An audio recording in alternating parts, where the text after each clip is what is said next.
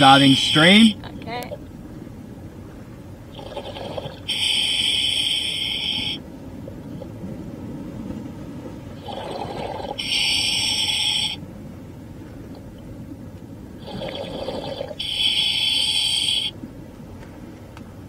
Lauren, you are live. You are live.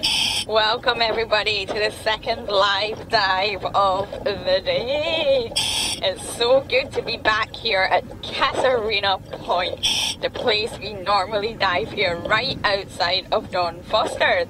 So it's Lauren here, your underwater biologist. We have Emil on camera and we have Pat as your surface biologist somewhere way up there. So, just before we go on an exciting dive, it is the very beginning of Shark Week, one of my favorite weeks of the year. I've followed this week since I was about this height. So, there isn't so many sharks in this area, but we do have nurse sharks. And there is reports of a baby nurse shark circling the area. So we're going to do our best to find it. But if you do have any questions about sharks, we are obviously more than happy to talk about them and explain them to you. So me and Emil are going to head over here to a beautiful patch of bleached coral. But I'll hand it up to Pat just now to say hello. Yeah, welcome everybody to another exciting dive here at Grand Cayman. So we are on the western side of Grand Cayman Island today. And how deep are you, Lauren? Well, when I was sitting there, it was at 13.9 meters. But I'm obviously just coming up a tiny little bit because there's something fascinating that I really want to show you. Aha, so in front of us we have quite a large patch actually of Acropora cervicornis. Now this is staghorn coral, which is sort of part of the branching grouping, because obviously that's exactly what it looks like. But if you look closely, there's a few, actually more than a few, parts of this Acropora that are very pure white. Now I'm not sure we have actually showed coral bleaching properly on diveLIVE. We speak about it, but I'm not sure if we've visibly showed it to you. So right here in front of you, we have corals that have bleached. Now you can see where they get their name from because they're pure white, as if someone has literally sucked all the colour out of them. Are you able to see that quite clearly, Pat? Yeah, very clearly. You can see it's quite a almost glowing white. It's quite disturbing. So there is healthy parts of the coral there. So I just want to give you a little bit of information on exactly what coral bleaching is. We've had some really exciting dives recently with stingrays and turtles and eels, which is awesome, but we mustn't forget the other small things. So, coral, as some of you may already know, is of course an animal. And this colony that you're looking at right now is actually made up of thousands and thousands of little animals called polyps, which are very simple and very small, and they come together to form a colony of coral. So coral is quite a loose word, if you like, because it's actually a term for a whole colony, and this particular one is Acropora. So we can't say why, but some of this Acropora has actually bleached. So it's still alive, but it's in very bad condition and it's very weak. So I'll explain what's actually happened. So coral thrives on a symbiotic relationship with algae. So each little polyp harbors some algae inside of it, and they work together. So the algae makes food for the coral from photosynthesis, and the coral keeps the algae nice and safe and warm inside of the skeleton. However, something has happened here which has caused the coral to become really, really stressed, and it's become so stressed that it expelled the algae, and algae is actually what gives the coral its colour. So because it's expelled it, it's become pure white, and that's where the term coral bleaching actually comes from. So if a coral stays bleached for about 6 to 8 weeks, then it's most likely going to die because it's not getting enough nutrients. However, if the coral returns to its healthy condition and algae comes back inside again, then it will stay alive. So there is no telling whether this coral is going to thrive and survive or die. Yeah, thanks for that explanation, Lauren. Very detailed and very succinct. So we can, see that this one has obviously been bleached, and we have been getting a lot of hot weather lately. So do you think that that could be contributing? No, I don't. Normally, the sort of biggest contributor to coral bleaching is temperature. Temperature is one of the factors that stresses the coral the most, especially high temperatures. They can't stand it. They're very fussy and they like their specific narrow range of temperatures. Now, there is a seasonal weather change going on here in Grand Cayman, which is obviously an annual pattern. But normally the hot temperatures on the surface don't affect the corals at this depth. So the biggest factor of coral bleaching around the world are things like El Niños that bring in the really warm currents. But this patch here, I could honestly not say what has caused this bleaching. Now we have Mars wanting our elusive octopus today, and James is asking for his regular crustaceans, and John would like a crab. Oh, well, I'll do my best. Just before the dive started, we did see a really large group of pompanos, a fish that we haven't actually showed you on any live dives, and they were huge. So I am hoping to see them again. They will be in the area, I think. So I'm going to keep my lookout for them. And yes, I would love to see an octopus. That is on the top of the wish list. So let's see what we can see.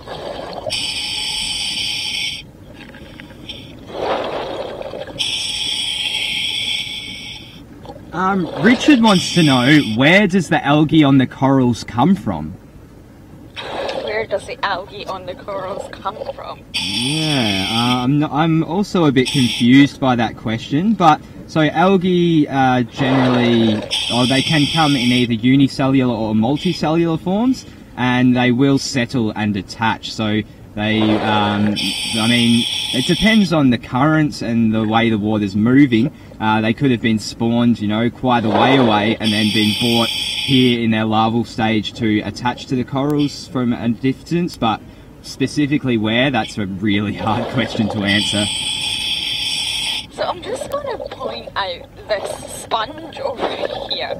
So for any of you that have actually been following our journeys and our adventures, we've had some amazing underwater moments where we've had two hawksbill turtles, namely Sharkbait and Gretchen, fighting, literally physically fighting, over this one. Oh, check out these Sergeant Majors. We're just doing a little courtship. Oh, okay, so there's a lot of activity down here in the reef today, but this sponge that the queen angelfish is now at, I don't know what it is about it. You can see that it's been absolutely demolished, and this is all from different species of angelfish and turtles. So this is a barrel sponge, which to be honest is quite a common sponge that you see around the reefs here. But for some reason, everybody just loves it. You can see that it's been absolutely hacked into from all sorts of animals. I think this queen angelfish thinks I'm going to have some, which I'm not. Yeah, you can actually see where the turtle's beaks have gone in to get it. It's completely destroyed most of this sponge. Yeah, it has been quite obliterated. It must be, I don't know, it must be very tasty or provide some sort of nutritional support. I really don't know what it is about it, but there's something there that the animals are loving. Yeah, I just thought it was worth pointing out as we were sort of travelling over it. I really don't know what it is about it either, but I've never seen a sponge in all my time here in Grand Cayman actually so taken apart by animals eating it like this one. Normally you see a sort of chunk or two missing from it, but I've never seen anything quite like this. Have you, Pat? No, not really. I'm also beginning to think that maybe it's because it has been so heavily fed upon that the tissue is soft and breaks a lot easier, so maybe it's just a lot easier to feed on than the other sponges now. Yeah, maybe it's sort of released some scents and odours and get the juices flowing. There is a tasty sponge in the area, so it could possibly be that, but yeah, I thought that was worth mentioning. Corals and sponges are both the most dominant and completely populous organisms on the reef. Without them we wouldn't have coral reefs, so they may not be the most entertaining, they don't really move or do much, but they are vitally important in order to have these structures, such as the coral reefs. So we're going to head along the sort of reef edge. This is the part of the area where the reef stops and the sand patch continues. There always seems to be a lot of activity here, a lot of life. So this is where we're going to continue the dive for now. Let's see what we can find. We're also going to give everybody watching a challenge. So if you have been following, Pat and I are trying to compile a long species list of all the different species that we see here. Sorry, I just thought I saw an octopus. It's not though. Sorry, my heart kind of boomed underwater. We're trying to name all the different fish that we see here. But today, we're going to find a fish and get you to tell us exactly what fish it is. So, I'm also on the lookout for that fish. Yeah, be a fun little game to play. So, Lauren, our Lara Moore was asking about that sponge that we were just looking at. She wants to know, will it heal and recover? Yes, it will. There will be a lot of tissue damage. There'll be a lot of healing to do. It used to be quite a barrel like this, and it's obviously been torn apart by everything munching on it. So yes, it will slowly heal and recover and grow again. Yeah, and that's the kind of the beauty of being a sponge, is that there's no tissues or organs. So, for example, you and I, we might lose a liver, and that could mean that we could completely lose our life. But they don't have organs like this, so they can lose a lot of tissue and still recover. And we have another question here about sponges. Sure. So Proud Cat Mama is asking, how long does a sponge live? Actually, that's a really good question. I'm not really sure, but I do believe there's evidence, Pat I think knows maybe more about this than I do, of sponges that have lived for hundreds and hundreds of years. They thrive because they're so simple and they're filter feeders until there is something that eventually kills them. But you know if a sponge is really old, don't you, Pat? Yeah, so I did learn about this barrel sponge, just like the brown ones that we get here, that was 9,000 years old. So that is one of the oldest living organisms I think I've ever heard of. Wow, indeed it is. There's just fish everywhere, so we've noticed a lot of seasonal shifts happening around the sort of western side of Grand Cayman area. Oh, we have a fish, but I'm not going to use that one because I think a lot of people know that that was an indigo hamlet. Yes, so that's one of James's favourites, so we haven't found your crustacean. James will know what that is. Yes. They are a beautiful fish though. Look at those vibrant blues on its face there. Yeah, it's so bright, you really can't miss those guys. But yeah, as I was saying, there seems to have been a seasonal shift, which is probably perfectly normal. But we have seen a change in the behaviour of a lot of the animals around here. Even the turtle. The water is teeming with plankton. There is just little bits of plankton everywhere, which you can probably see in front of you right now.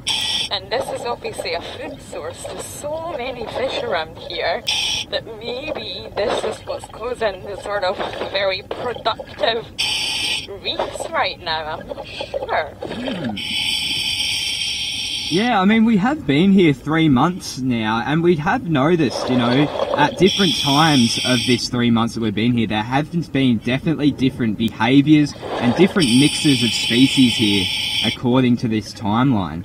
Well, we do have a fish up ahead. It's a rather large one, and it is actually changing colour in front of our eyes. So let's see if everyone can tell us the name of this fish. Yeah.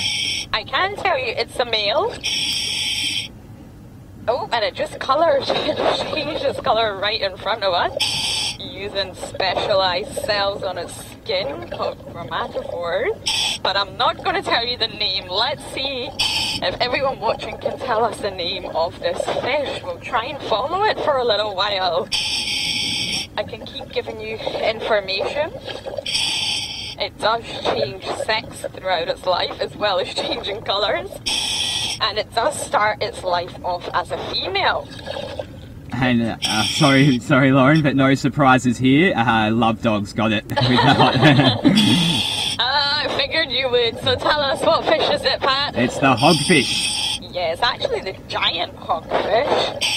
And in Latin, the second part of its Latin name is actually Maximus.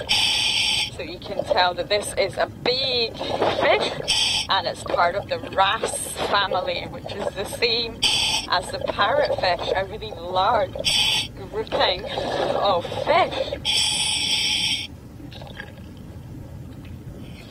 Yeah, we can actually see that it does have a few little bluehead wrasse tagging along with it as well. I think they might be looking to clean it. Oh, well, there you go. So they're actually both examples of fish in the same family.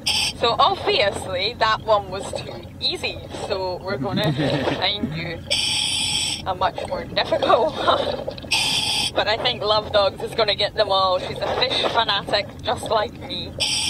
Yes, she has compiled a really great species list for us of everything that we've seen so far, and we are over the century, over 100, so we can raise our bats to that. Yeah, and the most amazing thing is people help us. We don't know all the different fish down here. Sometimes we get them wrong. Sometimes we have to discuss and talk about it and go back and analyse it before we're actually able to make a proper confirmation on the species. Yeah, it does work both ways here, and we love that. We love this engagement that we have with everyone. But I'm definitely much better at fish identification than I was before. Especially with your silverfish. Okay, so there is a tiny little yellow and purple fish here. What about this one? Yeah. This is actually acting as a cleaner fish right now, and it's very small. It's no bigger than my pinky finger. Is anyone able to tell us what this one is? Yeah, so we know there is a little bit of a delay between our live stream and what the viewers are seeing, so we will wait a little bit, but yeah. Yeah, this time I'm not going to give any information. Yeah. It is a cutie that's very small, and it's obviously looking for its next fish to clean. So we have a couple of guesses here. They are incorrect, but very close. So we have a couple of people, Richard and CJ, thinking that this is a fairy basslet. I can see where they could get that from. Very close though. Yeah. It is very similar with the yellow and the purple markings, but it isn't. And John as well has said Royal Grammar, which is the same as a fairy basslet, but no. We have thrown a bit of a curveball here. Oh, good. I'm glad this one was a bit more challenging. This is actually quite fun. We have focused a lot on turtles recently, just purely because they seem to be everywhere. So it is obviously awesome to focus on other things as well. Well, CJ has actually, he's half gotten it right. He has said it's a juvenile of the fish, but he hasn't said the specific species. So I'm going to keep baiting it out here. Yes, well, it is a juvenile, but it doesn't change much. It is in the same coloration, in the same body shape as the adult form. It doesn't go through any drastic changes as it grows into an adult. Oh, so here we go. A Mott got it. So it is a Spanish hogfish. Yes, it is directly related to the giant hogfish, but this one is much smaller. It obviously gets a lot bigger than what you can see now, but it doesn't grow as big as the giant, and it's a hogfish. So it's still in that wrasse family. So well done to whoever got that. We're going to continue our journey, and I'm just going to keep pointing out fish if you're enjoying it. Yeah, definitely. And Marcy was also requesting a Christmas tree worm if you pop across one of those as well. Oh yeah, it's been a while since we've seen one of those, so yeah, we'll definitely look out for them. And don't worry, I will get the fish for Pat as well. He's not escaping that easily. Yes, I need to be put to the test just as much as our diveLIVE family. It is hard when you're looking at the identification guides, because these books, as wonderful as they are only guides, so you do only have a visual to go by. I would say that Pat and I know all the fish families, so we're able to say which family it belongs to, but when it comes to getting the species, that is the tricky part. Yeah, and it makes it even harder when we take into effect that some fish change not only sexes, but shape and size and colour. So, you know, it is a really mysterious world down here, but we are doing our best to understand it as best we can. Yeah, the weird and wonderful life of fish. There's so many reproductive strategies, there's so many survival strategies. Some have so many different colour forms, which means they're polychromatic.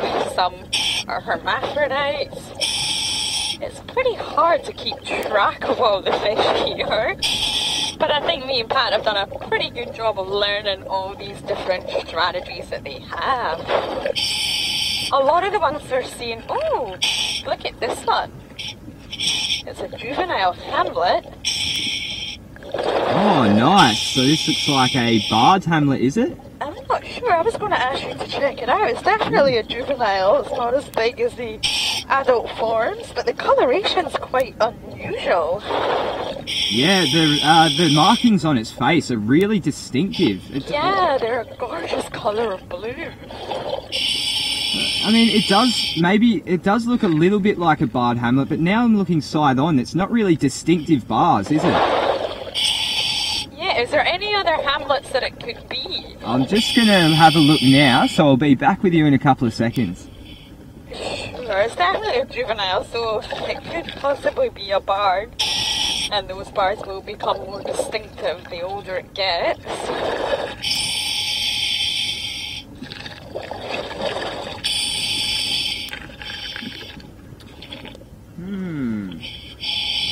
Any ideas? Well, so this is really tricky. So it's got the that black spot towards its the rear of its body there.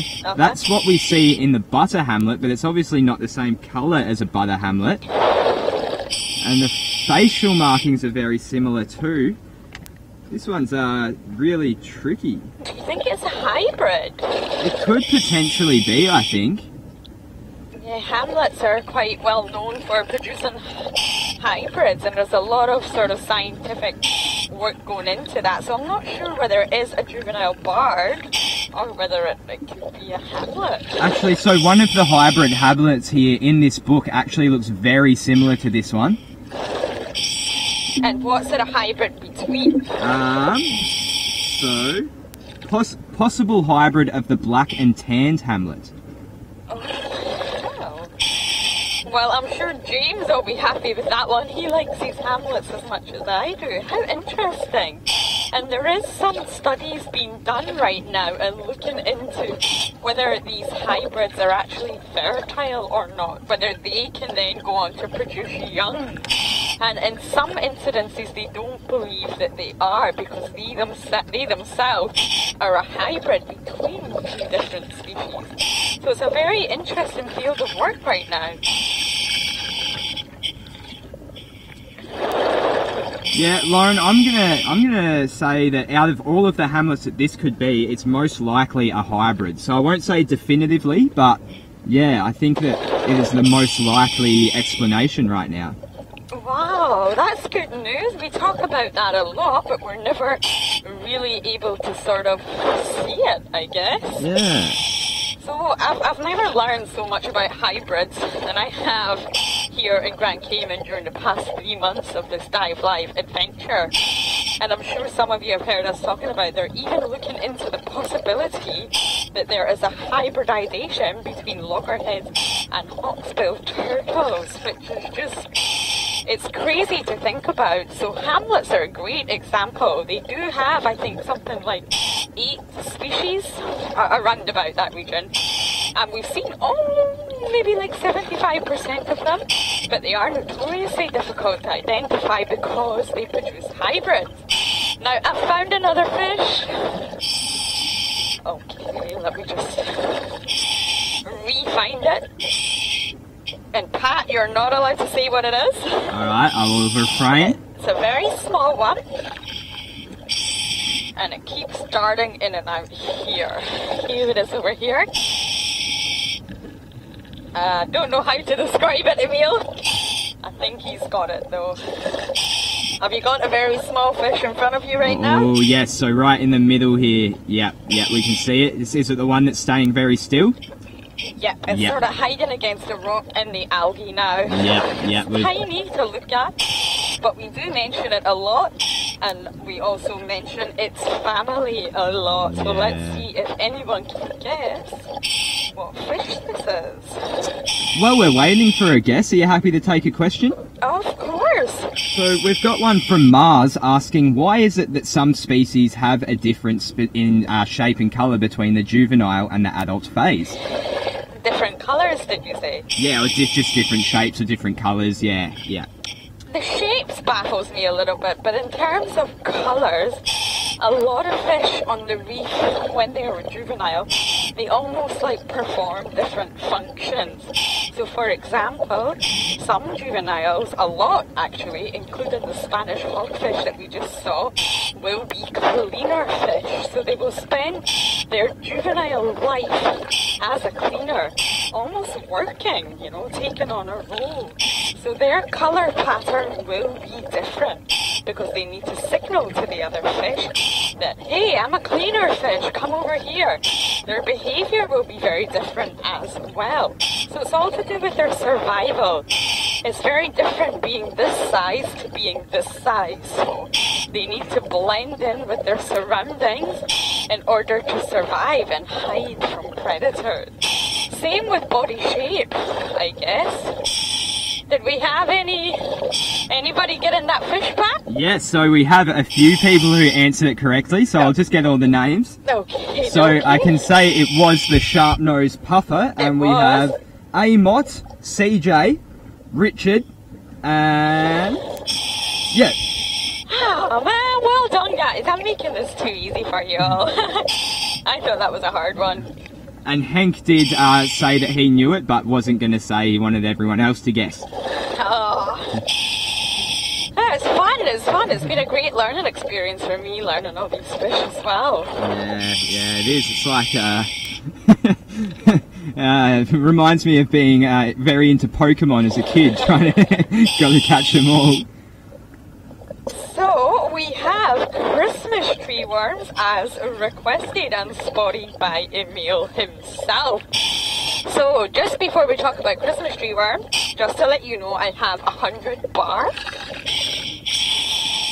So if I stand correctly, this is actually just one worm that we're looking at. It does have 2 crowns, if you like, but it is just one worm. Sometimes people mistake it for 2. And they are part of the segmented worms grouping, which contains over 13,000 species between land and sea. So there's a lot of worms in the world, but I would have to say this one is probably the prettiest, or one of the prettiest, for the worms. So what you're looking at are the crowns, which is where the Christmas tree part of their name comes from. And this is their respiration appendage and how they eat. So the little spirals will actually capture food floating by in the water with sort of sticky-like hairs that you can probably see, and they feed it directly to the mouth in a sort of conveyor belt fashion. It also harnesses oxygen, so a lot of people wrongly call these crowns gills, but they're not gills, but they do harness the oxygen for the animal. So a great analogy for a Christmas tree worm is an iceberg. You can only see 1/3 of the animal. 2/3 of the animal are hidden in a little bunker in the coral. So don't be mistaken. These animals don't actually burrow into the coral, but they do build a little bunker when they're very young, and they nestle against the coral, which forces the coral to grow over them. So they are awesome animals, and they can actually retreat into their little hole if they get scared. But obviously we are quite far back now, and Miela's using that wonderful thing called the zoom, so it's definitely not scared of us right now. But I can't remember who requested them, Pat. It was Marcy. So it was Marcy that requested these worms? I'm glad we found them. And you do actually have separate sexes of Christmas tree worms. So you have males and females. And they're broadcast spawners, which I'm sure you could all probably guess, because these guys cannot move. They're stuck in their permanent home forever. So the only way that they can really sort of, you know, increase their genetic diversity is to broadcast spawn and release their sperm and eggs into the water. Yeah, so once the sperm and eggs do meet, they will form a zygote, which will develop into a larvae, which is then at the mercy of a current. So it does become plankton, and that means that they can really spread their seeds, so to speak, over very long distances. We're just going to go a little bit shallower now so that I can conserve my air a little bit, so I can stay down here longer with you. And hopefully on the way we can find some more fish.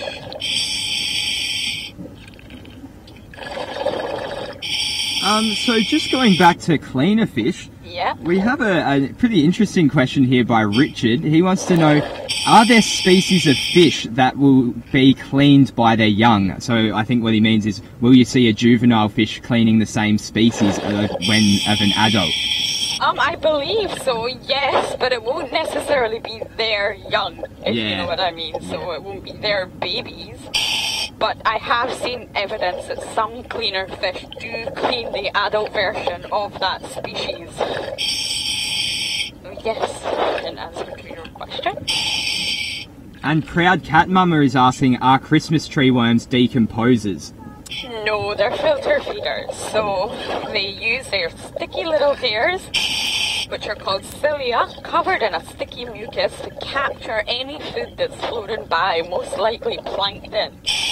So one of the cool things about them is they're actually able to catch lots of food and then sort of sift through it. So they're able to have a look and think, oh no, I don't want this particle, and oh yeah, I want this one. And then they just pass it conveyor belt style to their mouth. So no, they're not decomposers. And Zach just wants us to clarify where exactly we are diving today. We are diving at Casuarina Point, which is on the western side of Grand Cayman, directly out the front of Don Foster's dive centre. We do dive here a lot, and it's almost started to feel like home, if you like. Home underwater. And yeah, it's absolutely beautiful. You can see a huge array of life down here. So we're just trying to get that bit shallower for you so that I don't go through my air too quickly. So what depth are you at now, Lauren? What depth? Yeah. I'm at 10 meters, and I did start the dive on a little bit less air. So that's why I'm just trying to get a little bit shallower, and then I'll be able to stay down a little longer with you.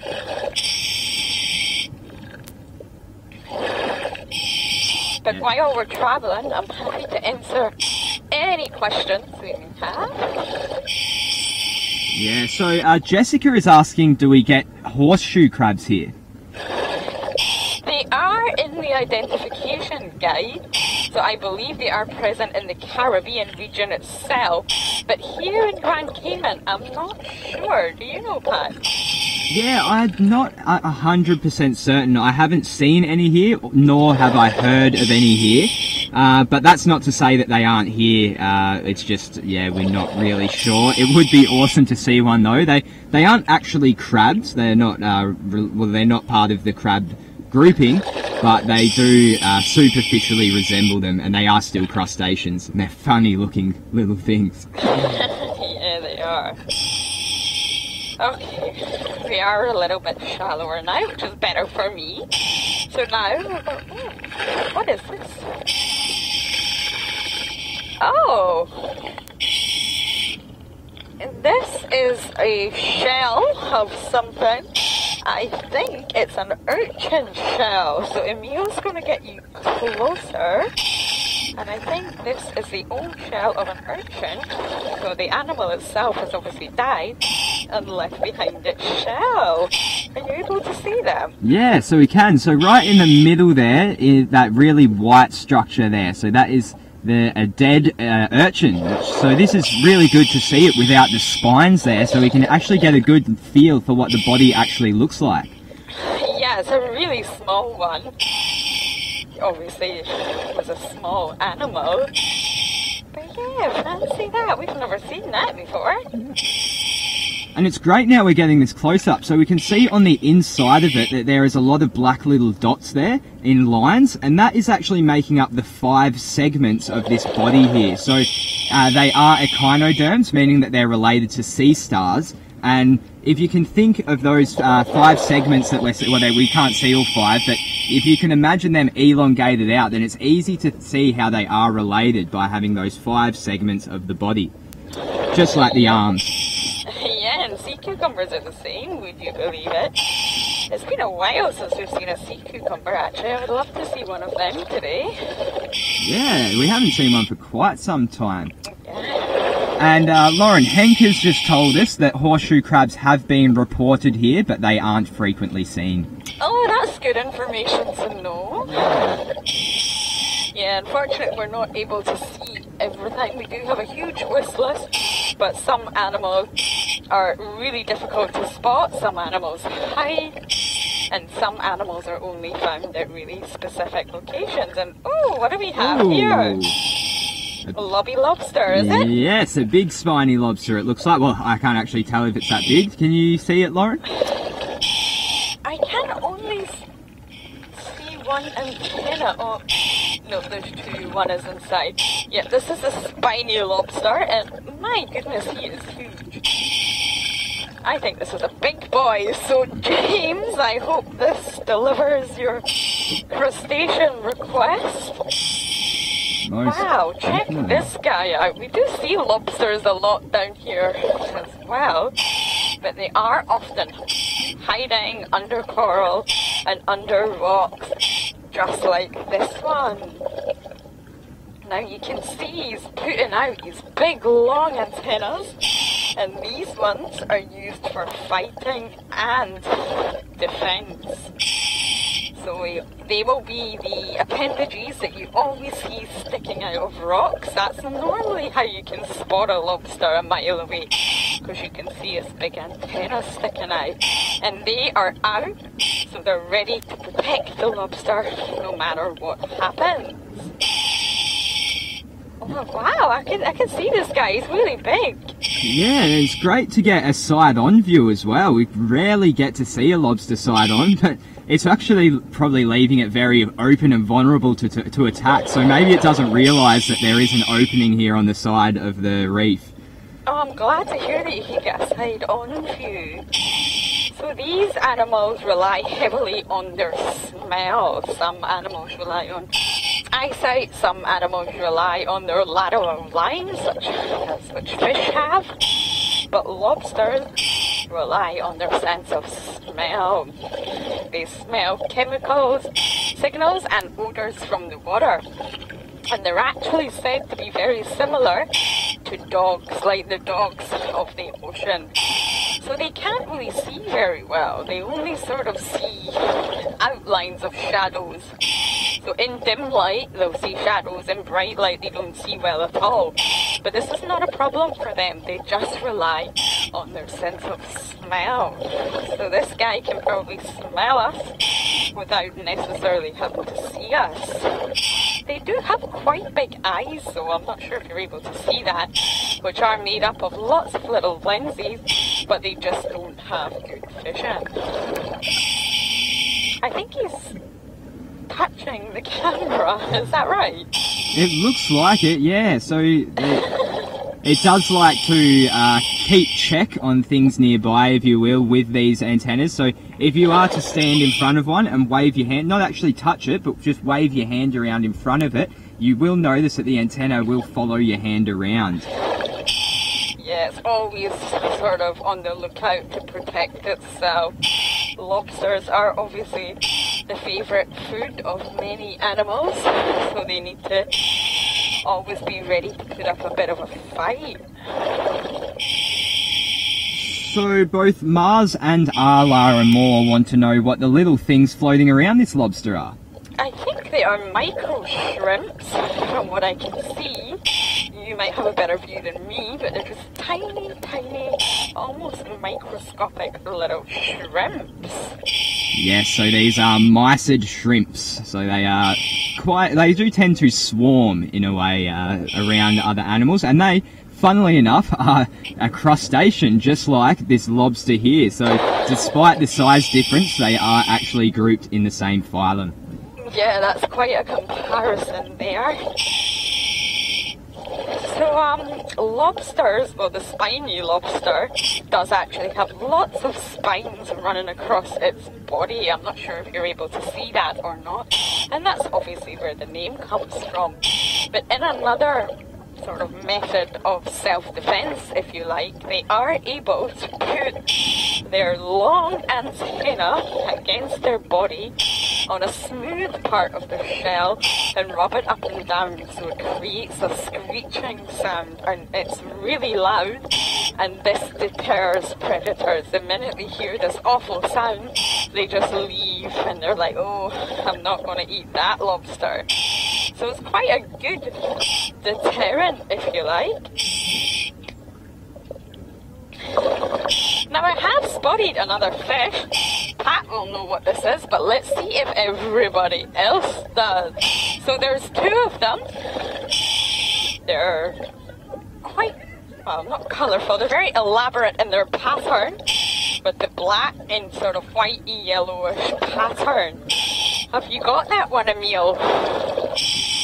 Oh yeah, we can see them now. So this is one that we seldom talk about and show, so this will test, I think, our diveLIVE family. I hope so. I need to provide a challenge. So there is two of them, and it's only been recently that we started to sort of see and notice this fish. And the patterns are very distinctive, very unique to these fish, so we know it will take time.